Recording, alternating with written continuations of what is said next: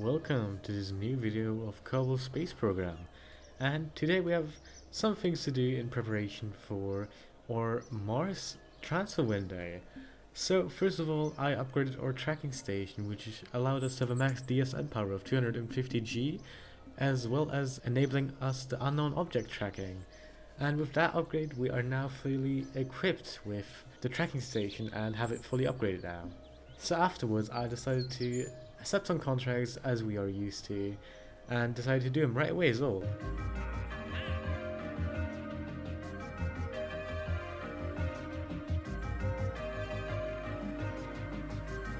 You can actually see me checking up on our Venus 1 mission here as we're leaving Venus's sphere of influence, as well as doing contracts. And yeah, you can just see a nice beautiful sunrise there.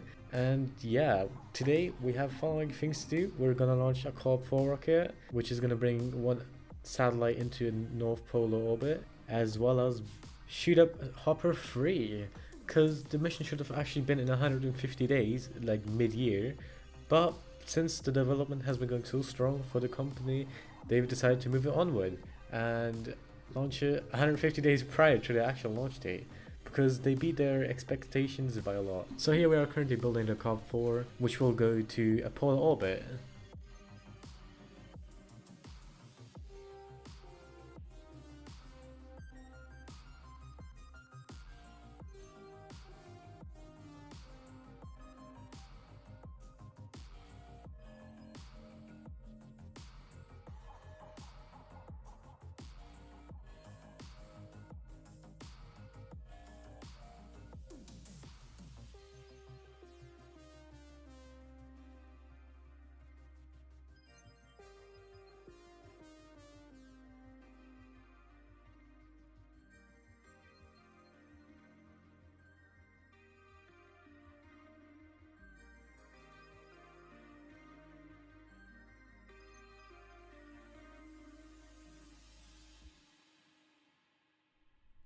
And here we are ready for liftoff. Unfortunately, this isn't a batch of 3 satellites, since our Delta V margin would not be great enough to be able to reach polar orbit safely, but it is enough for 1 satellite, which is why we're sending 1 satellite into there.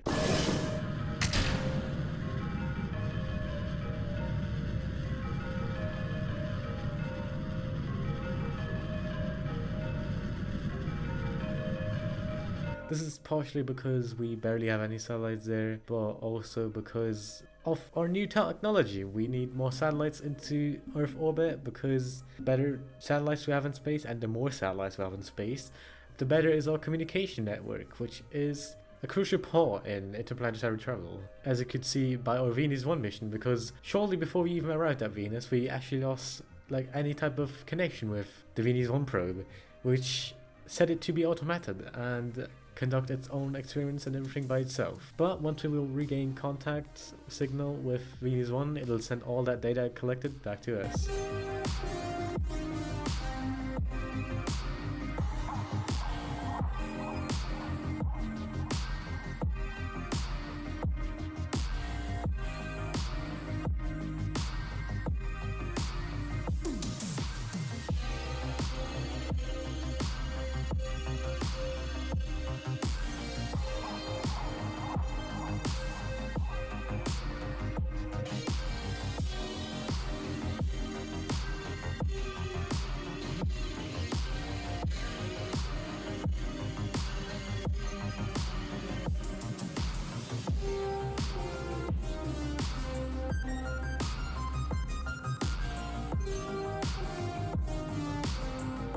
And here we are in our final orbit.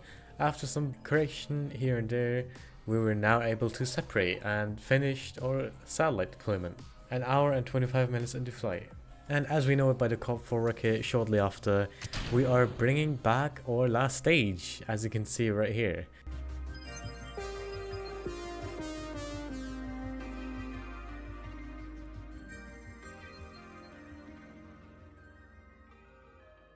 And I actually did accidentally bump into the satellite, but it luckily didn't cause any major damage or any notable damage.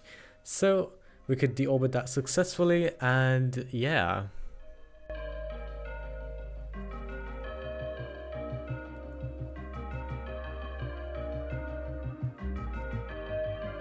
Ignore that little glitch out there. But we're actually approaching in a sunset, and this was not only a sunset but also a special opportunity because I noticed we still had signal on the spacecraft because it hadn't burned up in any way somehow, even though it doesn't even have any heat shield. So since we still had a little bit of fuel remaining and we actually had signal to the spacecraft, we decided to do our first landing attempt after the orbit burn.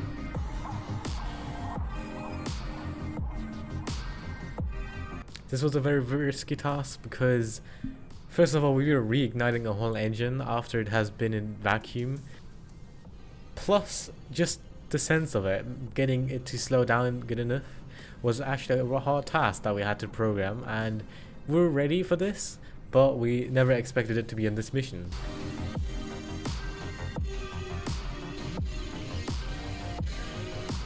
And succeeded the landing successfully, with a beautiful sunset at the background. After that was done, I decided to continue on accepting contracts, with us only have one launch to go in this episode, which is kind of sad, but we will get over it, since this is a special one. It's the Hopper 3 mission.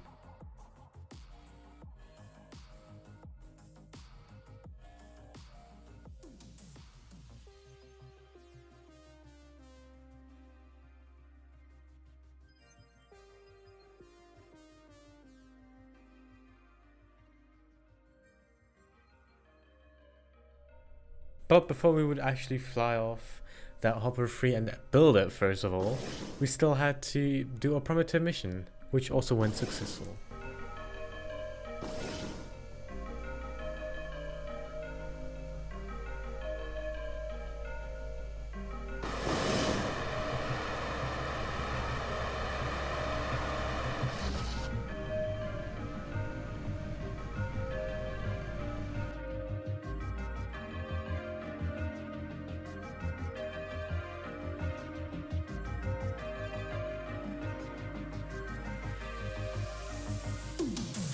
So after that mission was done, we're now getting ready for Hopper 3 mission. And I've done that by adjusting a few things. First of all, I adjusted the bottom wings to be more controllable, as you can see here, as well as upgrading our engines. Instead of one engine, we are now using 3 engines, because we learned from our mistakes, and if we only have one engine and that single engine fails, yeah, we won't have any big chances anymore. So even if one engine fails here, we still have 2 engines which are good to go.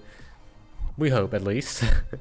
But yeah, everything went successful this time, and yeah, we could actually do and proceed a first belly flop maneuver, which was successful because of our new atmospheric control system that we had built in the ship.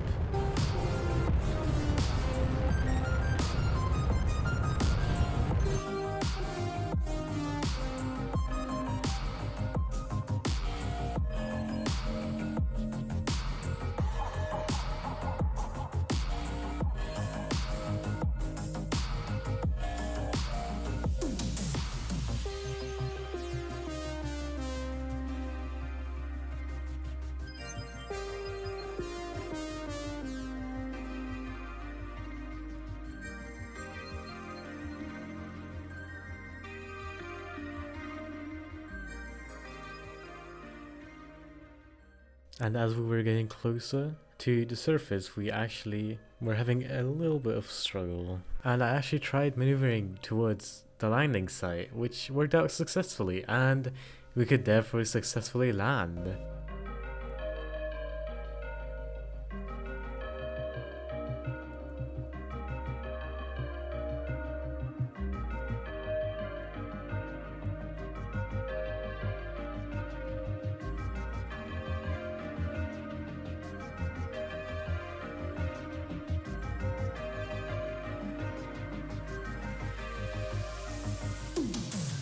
So after that was done, I decided to do our Marsino 1 mission, which is gonna launch next episode, which will go to Mars and have a flyby of it.